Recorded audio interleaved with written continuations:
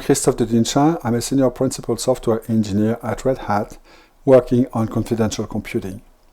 But today I'm going to talk about a pet project of mine called DB48X, which is an open source HP48 or HP50 style calculator running on modern ARM hardware. The topic of the day is how much math can you fit in 700K. I presented the project last year at FOSDEM, so we are going to see how much progress we made since then. But first I'll have to show you what DB48X is, and then we are going to review last year's future plans to see how well we did. I'm going to talk from one engineer to another in order to justify why we need all this fancy math. I'm going to extol the virtues of 1980s era efficiency at a time where there was no mouse and no touchscreen, only a keyboard. I'm going to explain how we reach a much smaller memory footprint by using much bigger numbers. And finally, we are going to encounter a number of bells and whistles and various engineering units along the way. But first, what is DB48X? The idea is to revive Hewlett-Packard's iconic reverse Polish Lisp on ARM-based hardware. First, let me give you a quick primer on the project. The idea is to reinvent the best calculators in the world, nothing less. The project is designed to run on existing hardware from SwissMicros, like the DM42 or the DM32. The spec is given by the Hewlett-Packard manuals, but there are dozens of them and they contradict one another because various calculators implement things differently. RPL stands for Reverse Polish Lisp. It's a stack-based language that was introduced in 1986 on the HP 28C and has powered all the HP calculators for the next 2 decades. It's based on a command line and menus that you activate using function keys that you see below the screen. It supports many data types and mathematical operations. It's a very rich programming language. Our implementation features many enhancements compared to HP's. Is it still minimalist? Well, you bet, because we're talking about 700K of program space and 70K of RAM. The DM42 uses a low-power 32-bit ARM Cortex M4F that is designed to run up to 3 years on this kind of battery. The machine has only 96K of RAM, so that's 1.5 Commodore 64. And once you remove the bitmap screen and the needs of the operating system, you're left with about 70K free. There's only about 2 megabytes that you can use for flash and only 700K for your program, so that's less than a Macintosh floppy disk.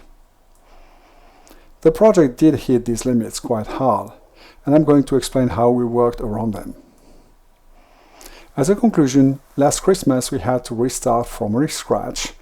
Last year I explained that the project was already a reboot of an older implementation called New RPL, and this year we had to restart from scratch for the decimal implementation. Let's review last year's future plans to see how well we did. The 2023 version of myself said that there was a lot that remained to be done.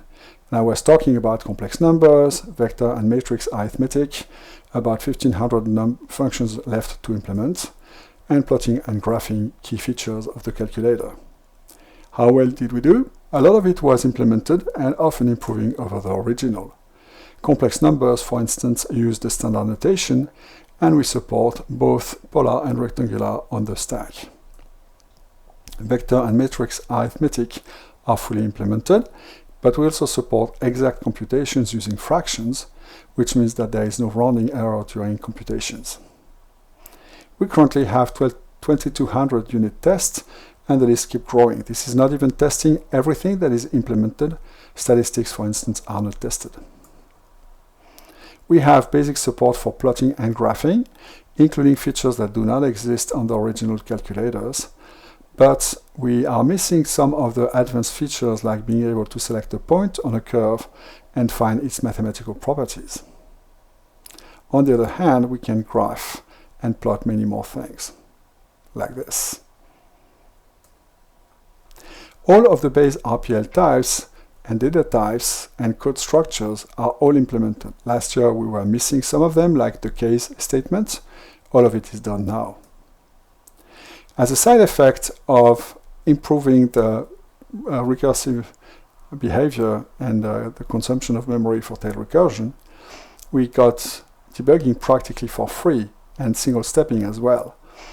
So that was welcome. It was not in the plan for last year, but it's really useful to be able to do that.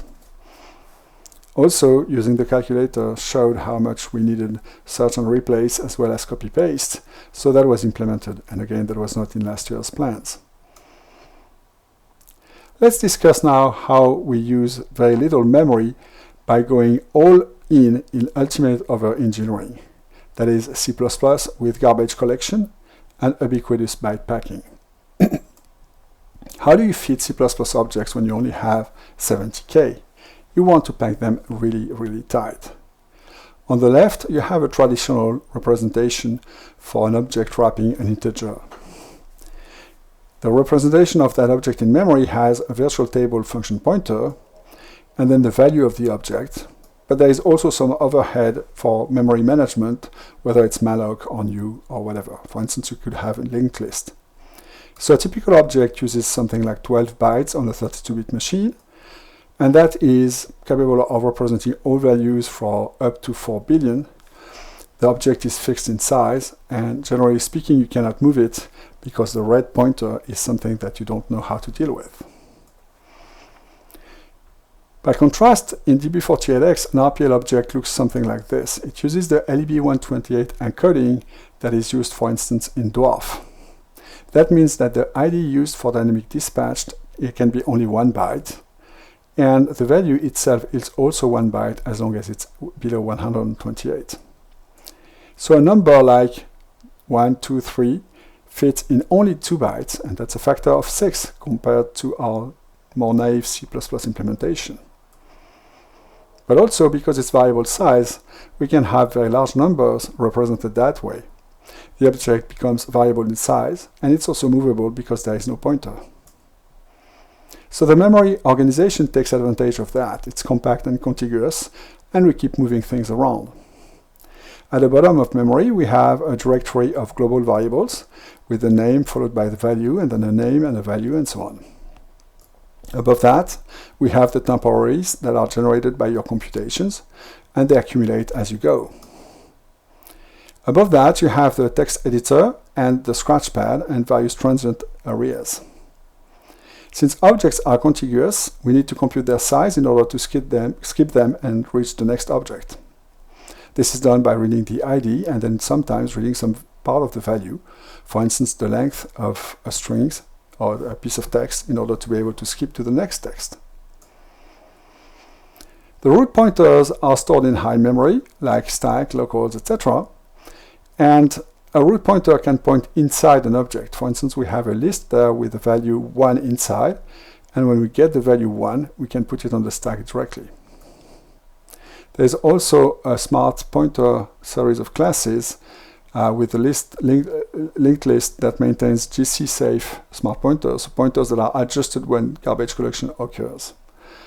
By convention, their name ends in _G for GC inside the code.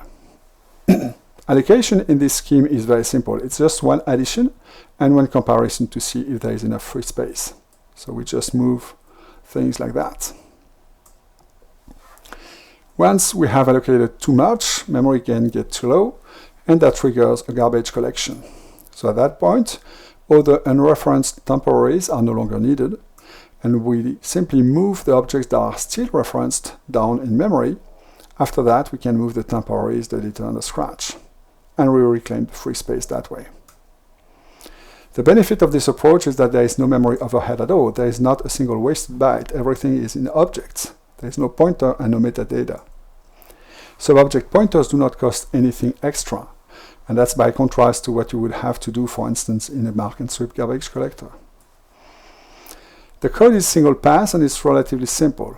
The downside, of course, is that we traded space for speed. And we have essentially something that grows in a quadratic way instead of linear. So why use C++ at all then? Well, it's mostly because of template metaprogramming. I was initiated to template metaprogramming by David van der Voorde, a Belgian guy who you can see in the picture. He was a key member of the HP C++ compiler team way back in 1998, when he initiated me to the beauty of metaprogramming in C++ at a time where compilers could not do it at all. Today they can, and we're going to use that to represent code as data, not because we can, but because we must. To explain why we must, I must talk about a really weird bug. That's bug number 12. It's really early in the life of the project. And is that if you compute 1.2 plus 3.4, it hangs if you are on battery power. So how do you reproduce? Well, you don't use the technique shown on the right. Instead, you type 1.2, 3.4, hit plus, and the calculator hangs. And your users are screaming, did you even test the thing? The thing is that it hangs only if on battery power, then it never completes. But as soon as you plug a USB cable in, execution resumes. And you can guess that I did all my testing with the USB power in. But when you see a bug like this, it's like, what? So the root cause turns out to be that there is an execute in place feature in the chip that lets you execute code directly from flash. And that should work with the quad SPI memory, the QSPI that is an external flash chip. Except that there is just not enough power in this calculator in that case, and so you can read data there, but you cannot execute it. As a result, having moved code there, like the big library that was used for decimal computations, was a bad idea, and I can only move data there. I need to write code in a way where there is less code and more data. That's where C++ metaprogramming comes into play. We're going to let the compiler sweat a little to do really interesting optimizations. For example, consider this code that is expanding polynomials, and you can see that it's written in a way that makes it fairly readable. Now the question is, how much space does that code occupy? That's the assembly code, and as you can see, that little routine here uses exactly 12 bytes of assembly code. But then there is a lot of data. The magic is in this read-only data. Read-only is good because that means I can move it to my QSPI. How do I generate code or turn my expressions into data? Well, essentially, what you see here, this metaprogramming code, will teach the C++ compiler how to compile a C++ expression into the corresponding RPL object. And so you end up with an RPL expression that represents the same thing. And that's how you turn these 12 bytes of code, piece of code into 12 bytes of machine code, plus tons of data, and no execute in place is needed at all. So with dirty tricks like this, how much math can you fit in 700K? Well, to be fair, since last Christmas, it's more like we went back down to about 500K. So we are below the infamous 640K limit that ought to be enough for anybody, as everyone knows in our industry. Well, let me talk from one engineer to another to explain first why we need all these fancy features. And it's because different fields require different tools of the trade. For instance, in software engineering, where I expect most of you are working, we need base numbers. And it's nice and fancy, and I'm sure you'll be happy to see that we have pretty good support for that in all the usual bases, but also if you want in base 17, 32, or 3, and you can compute on 64-bit, 32-bit, 512 bits, and so on. For complex numbers, which are very useful in electrical engineering, we have similar support for rectangular, but also polar, also known as phasors, and we do exact computations on these. Linear algebra is fully implemented. That's very useful, for instance, in mechanical engineering, where you use matrices and vectors. For field science, we have statistics with the ability to add data, compute the minimum, maximum, mean, and so on. We have full support for degrees, minutes, and seconds for astronomy or maritime navigation. And we have unit conversions, which are really useful if you want to land something on Mars, and one of the team members is using the bizarre units that they use on the other side of the Atlantic. Finally, for math geeks, we have symbolic processing, so you can see how the expression transforms under the same operations. Let me tell you about 1980s era efficiency, a time where there was no mouse, only the keyboard, and that was great. That calculator exploits this a lot. And for instance, we have this magic key. That's the tool that you see on the left next to the A symbol. And what this does is select the menu that applies to what is on the stack. So if you have a matrix, you see the matrix menu. If you have a complex number, you see the complex menu. For equation data entry, we similarly have really space-saving keys, where the same symbol next to F will be used to enter an expression that's delimited by this single quote. But once you're inside an expression, you no longer need that sign, so instead it inserts parentheses. The equal sign that is at the bottom next to the plus key is used to evaluate such expressions. So that's the eval. If you're on a command line, it inserts a space. But if you are inside an equation or an expression, you don't need spaces. What you need instead is an equal sign if you're outside of parentheses. And if you are between parentheses, you're probably entering parameters for a function, so you insert a semicolon instead. It gets a bit to get used to, but once you get it, it's really efficient. Same thing for hexadecimal data entry, where you type, as soon as you type a hash sign, the calculator switches the cursor to a B for a base number, and it knows that when you type A, B, C, D, you really mean the digits and not, for instance, square root. DMS data entry is similarly simple. As soon as you type the dot for a second time, it turns the dot into degrees, and then minutes and second and fractions of a second. There is also a one-key cycle function that lets you convert between decimal and fraction and do various conversions between units that you can configure yourself. It also converts between polar and rectangular for complex numbers. There is a contextual help that will take the type of the object and tell you about this object type. And if you hold a key, like saying, for instance, for more than 1 second, it's going to bring information about that specific function so that you know the parameter it takes, and so on. That can also be used to cancel a function if you did not want to use it. So how did we use less memory by using bigger numbers? We saved about 300K by ditching the Intel decimal library, so I can now claim Intel outside. Last year, the project was using this library, and more specifically the 128-bit representation, to provide 34 decimal place floating point. That was following the lead of the DM42 original firmware.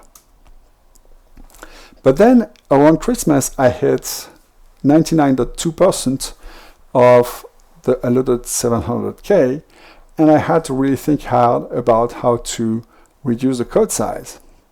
And I noticed that if I dropped the Intel decimal library, well, that was essentially using 60.2% of my total code space.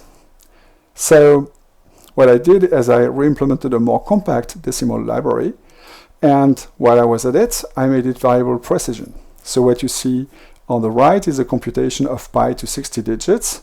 So we selected a precision of 64.